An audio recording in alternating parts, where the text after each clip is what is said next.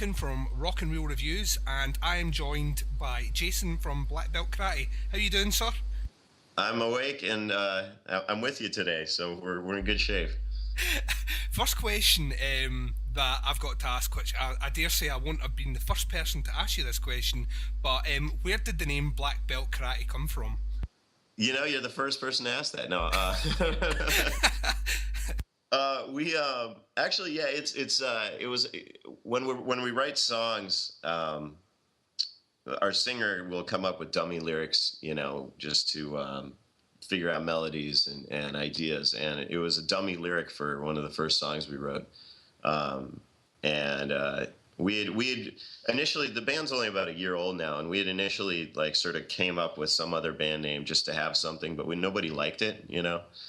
And I don't know, for some reason that he kept saying that over and over. It meant nothing. It had nothing to do with anything, but it. I was talking with our drummer Ryan, and I'm like, you know, that would be a cool band name. And I'm like, wait a minute. I did a quick iTunes search, you know, like this isn't taken. We're doing it. And you know, it came from, it was completely random, but I really liked I liked the energy of it, and that sort of resonated with everybody in the band. It's got a really forward moving energy, and you know, so we grabbed it. Yeah. Oh, it's fantastic. And the thing is, it really, for some reason, it just goes with the sound. I don't know why it is. I mean, there's nothing, oriental or anything sounding about your music, but for some reason, when I heard that name, when we got the promo came through, for whatever reason, I just had an idea of what I thought you might sound like, and when I press play on that first track, it just fits. It just totally goes. Well, that's excellent, man. Yeah, it's kind of like if you had a baby and you waited 4 months to name it till you just sort of you can see like how it started gurgling at you. That's kind of what happened with the band. So that's good, man. We're not jazz. That's true. Yeah. So you were saying that the band's, about a year old. Yeah. You were all quite heavily involved in the music scene, though, weren't you, before you formed? Yeah, and still are to some degree. We're actually losing our drummer for a couple months now because he just joined up in the last few months with Dweezil Zappa's touring band. Zappa plays Zappa. Yeah, we're all pretty busy. That's definitely the challenging thing about this group is, you know, you have to. I mean, I have to plan months and months ahead to do stuff that most bands would be able to schedule next week. You Yeah, know. yeah. In fact, we actually just shot our Christmas video. We're doing a sketch comedy video. We just shot our video for Christmas yesterday Fantastic. because, you know, so. But yeah, everybody in this band has been doing stuff for a long time, and it's great because they're all, you know, everybody knows what they're doing. You know, it's cool, and more importantly, they know how to play well in the sandbox together. Well, that's So, it. That's it. So you recently released your debut EP, Volume 1, that's right. and was that a experience when you were going to record that? Because I know that you guys were actually the people behind the full recording process. So, Yeah. when you sat down to do that, were these songs that were already tried and tested, or was it more a kind of get into the studio and record and write the songs as you were going along, or did you already have them already demoed? We a little of both. It's at first, yeah, we definitely wrote them. We'd not played any shows live when we did the first couple tracks. We initially it wasn't going to be an EP. It was just going to be we were going to try something new and just do singles, and that's it, and do a video for each song. And we actually got like we've got 4 videos now for the 5 songs. They're all up on our YouTube. But we finally at some point realized we're like, you know what, we got to put this to a collection, or else, you know, people are still. We were trying to do something new, you know, with the market, and I think we're still going to try and do that. Like, I really love making videos. The whole band does, but every song was recorded differently. The first one was "Servant," which is I think the second track, Yeah, yeah. and the last one was "Rigor Mortis," which is the first track. First So track, yeah. and that song, Rigor Mortis, has more of a like open feel. There's a few jam solo type sections in the song, and that definitely was the result of more. You can tell that we'd been playing together more at that point, you know, because it's got more of a live feel. All this stuff is basically recorded live in the studio, though, and the performance you hear on the record is 3 musicians playing together. You know, of course, we do the vocals after, but um, that's one of the benefits of having, these great players. So it's all different, I guess, is the Yeah, answer to your yeah. question. So obviously recording yourselves and stuff like that, is that a kind of model that you'll take forward to future recordings, or would you like to experiment with trying to work with other producers, or is it very much a band thing that you feel that you get the best out of recording yourselves? I think the singer and I have been in bands previous in the past where we worked with other producers, but I feel like I finally came into my stride now as a producer on my end, that I feel confident. And the sound of the band is it's unique from a recording perspective. And I feel that's kind of why I got into recording in the first place, was to try and get this out of my head. So I feel like I'm just now starting to touch base with producing this band. So yeah, I think there's no plans to work with anybody else, but we're definitely like, we're going to push ourselves. And these guys being all very experienced musicians, they definitely, they don't let me slack. And yeah.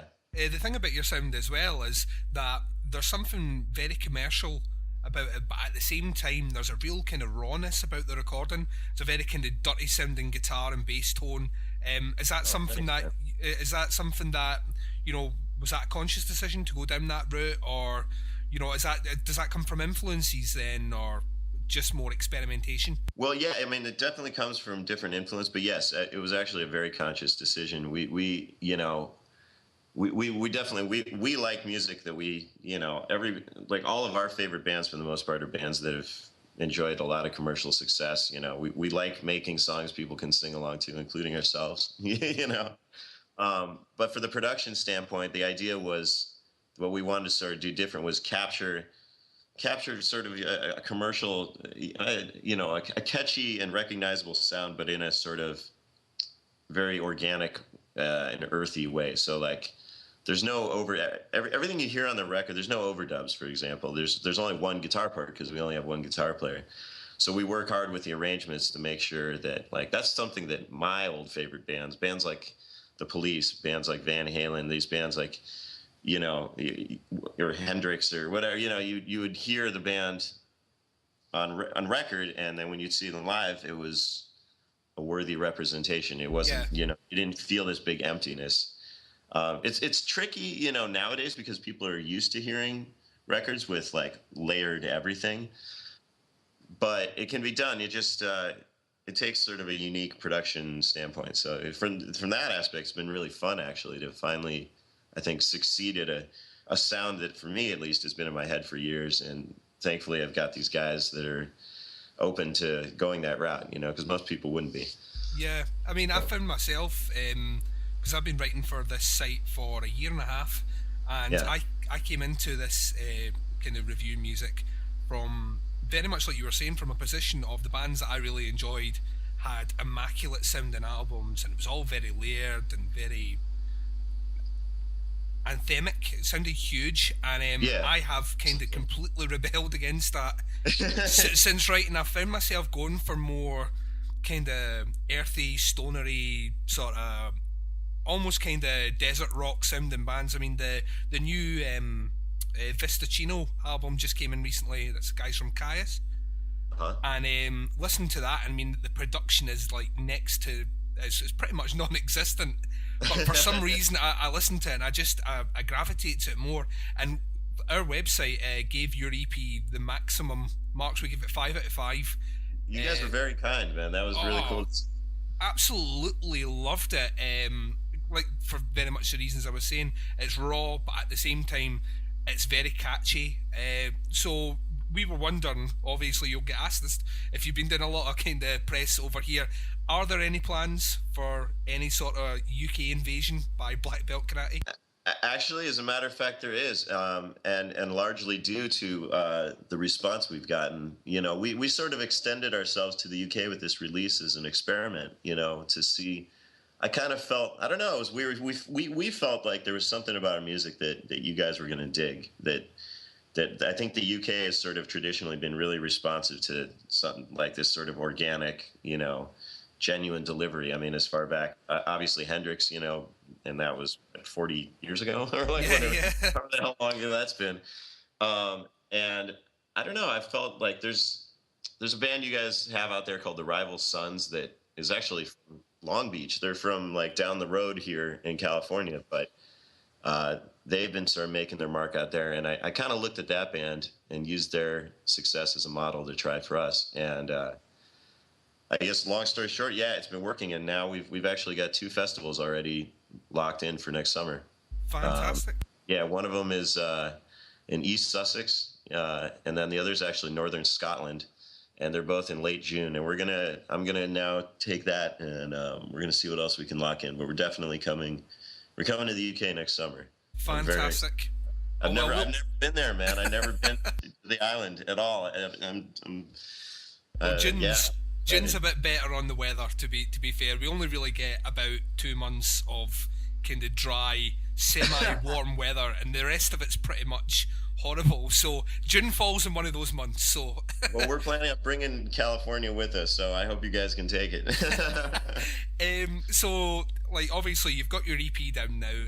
Are there plans for a full length sort of LP? Yes. So this is what we're doing right now. We've got a. I'm actually frantically trying to get. We're going to release a special Halloween single, which is going to be our first released cover tune. Fantastic. And that will, if all goes well, that'll come out like a week before Halloween. It's a cover. It's actually, well, shit, I'll tell you. You'll be the first to know. It's an Oingo Boingo cover. I don't know if you guys are familiar with that band out there. I'm not, but I'm fascinated by the name. So you know Danny Elfman, the composer. Yes. Yes. So his band, before he became a composer, was called Oingo Boingo. They were initially called the Mystic Knights of the Oingo Boingo, and it's crazy horn dance rock, like awesome stuff. Amazing. Like really creepy Halloween music. They've always, and I used to go see them tour all the time. And so we're doing a 3-piece arrangement of a song that initially had keyboards and horns so that's going to be our Halloween special. Oh, I can't After wait to hear that. Yeah. So we're going to have that come out, and then, but we've already started working on a full-length record for next year that will probably, if all goes well, will come out in March. That sounds brilliant. Oh, we'll look forward to hearing that. Yeah, me too. Oh yeah. I think it's gonna be good, man. It's gonna be a lot of, so far, like all the songs on there are pretty slam dunk, and it's cool too because you asked before about playing live. We've already been performing these newer songs live for a while now. So I think the new record's gonna have, there's gonna be the type, production aspect of what we did for the EP, but also we're gonna have some more extended live moments in as well. That sounds fantastic. I mean, we'll really look forward to that. I'm actually fascinated by your Halloween song because I am commonly known on the kind of rock and roll side of things as the horror man. I'm the guy that generally reviews all the horror films and anything horror related or Halloween related, and I'm pretty much there. So that sounds fantastic. All right, so here you go. So you remember the movie Weird Science? I do indeed, yeah. Okay, the theme song for that movie, that's Oingo Boingo. Is it? I did not know that. So that's the band, that's the sound that they had, and we're gonna do that with our like 3-piece dirt rock arrangement. That's gonna be wicked. Song. It's a different song, but that's the band, yeah. Oh, I can't wait to hear that. Absolutely can't wait. So those guys are all. Danny Elfman's he's all about Halloween, like you've seen Nightmare Before Christmas. Oh yes, so yes. You should check out Boingo, man. They're gonna get added to your rotation, man. It's a killer band. Oh, I can't wait to hear them then. Dead Man's Party. That's a good song for you to start with. Dead Man's Party. I will check that out definitely. The next time I speak to you, I can guarantee that I will be familiar with their entire back catalogue. I didn't come here today to promote my band. We're promoting Danny Elfman. Because he needs the money. Yeah, of course. Our website, like I said earlier on, it kind of deals with music as well as film. And kind of when we wrap up all our interviews, we like to kind of throw out questions to musicians that, have you seen a film recently that you really liked? And have you seen a film that you thought, when you saw it, why did I bother coming to this? Yes. You're touching. I absolutely love movies. So God, we could talk about this for hours. I'll tell you something. I can only speak for myself. The other guys aren't here, obviously, but I was a little disappointed with Oblivion. I love slow moving sci-fi movies, but I keep waiting for a good one, and I haven't even seen Elysium yet. But everybody says that one's a big disappointment as well. Yeah, I saw it a couple of weeks ago, and I really like District 9, so I was looking forward to this one. Same Yeah, director, and there's a couple of elements that are really good about it. It just for some reason just felt really flat at the end of it. that's exactly what I. Everybody says it fell flat. They all expected a lot, and so there you go. Yeah. What about anything that you've seen recently that you thought was better than you expected, or Yeah, let me think. You know what? In the theater, I mean, obviously we're talking new films. I ended up seeing World War Z, and I went just because my friend wanted, or my goddaughter actually wanted to go. But that was better than I expected. I thought it was going to be pretty one-dimensional and kind of like, I don't know. And it was, somewhat predictable, of course, but there was something about it that was, well, yeah, better than expected. Yeah. yeah? Yeah, Well, World War Z. It's not bad. It's not amazing, but it's you won't be pissed off that you wasted your life on it. Let's put it that way. I mean, I was reading, I think it was last week, that they're already planning the sequel, and apparently it's going to be a trilogy. So it did quite well, I think, commercially. Oh, World War Z. Yeah, it's part of a trilogy now. So Oh, great. yeah. Oh, speaking of trilogies, okay, I'll tell you something that really pissed me off. The Hobbit. Oh yes, yeah. That one actually made. I had no idea that it was going to be a fucking trilogy, man. Well, originally it was supposed to be two parts. They'd said it would be two parts, and then for some reason Peter Jackson decided trilogy, and I don't understand that. I understand it from the point of view of it'll make a shitload of money, but Exactly. We all understand it, but it's like, yeah, come on, dude. Really, like, it was such a gratuitous waste of, and it wasn't even celluloid. What the hell was it? Projection, yeah, yeah. I think the thing is as well that really, because I'm quite a fan of the book, and they've already covered that first film. Pretty much covers the first half of the book. So, and it's not a big book, so they're going to Yeah. squeeze 2, potentially 3-hour films out the second half of that book, which I don't think's possible. But Well, I'll tell you, man. I went to see the film, and like 2 hours or something into it, I had to step outside and call my friend because I'm like, listen, I'm going to be late to meet you. This movie must be obviously longer than I thought. I mean, we're 2 hours into it, and they haven't even gotten to the mountain yet. And then as I'm on the phone, everybody walks out of the theater. I'm like, what the hell just happened? I thought there was like a bomb scare or something, And they're like, no, it's over. I'm like, what do you mean it's over? Nothing happened yet. oh yeah, it was So, a colossal, yeah, that was waste. upsetting. Well, thank you very much for joining us and letting us know some of the stuff that's happening over with Black Belt Karate. I know that our listeners are going to be excited to hear not only your Halloween track, but especially your full length next year, and obviously we'll look forward to speaking to you closer at that time as well, so we can get a bit of buzz if you're coming across, especially to play gigs and stuff, to put out the word to let people know that Black Belt Karate are coming to the UK. Oh, absolutely, man. And yeah, let your crowd know that if they want to check anything out, it's all on iTunes. Just Black Belt Karate, you'll find it all there. And yeah, the new single will be. I mean, I'm sure I'll be in touch with you around that time anyway. But the single I think it's going to come out around the 22nd of October is what we're shooting for. If I can get the fucking thing mixed in time. That's the trick. Is when you're doing all your own production, it's like, well, it's on you. Get it done. Yeah. So. No, that's brilliant. Thank you very much.